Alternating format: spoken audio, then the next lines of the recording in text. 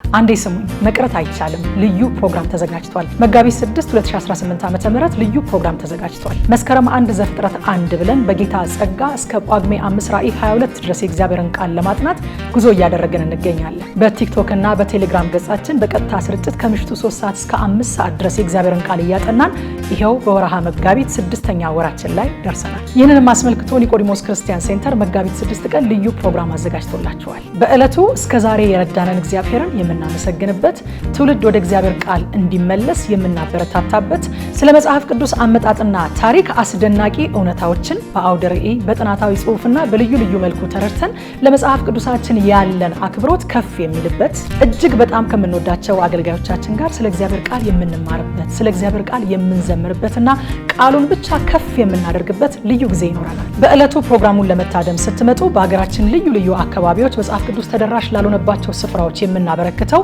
አንዳንድ መጽሐፍ ቅዱስ ትርፍ ካለን ከቤታችን የምንችል ደግሞ ገዝተን ይዘን እንድንመጣ በጌታ ፍቅር እንጠይቃቸዋለን። አድራሻው ካሳንቺስ በሚገኘው ዶክተር ማሙሻ ፋንታ በሚያገለግልበት በኢትዮጵያ ሕይወት ብርሃን ቤተክርስቲያን አዲስ ክርስቲያን ላይፍ አሴምብሊ ሲሆን በመለስ ፋውንዴሽን TU በሚገኘው ቅያስ ገባ ስትሉ ታገኙታላችሁ። መጋቢት 6 2018 ዓ.ም ከቀኑ 8 ሰዓት ጀምሮ አይቀርም።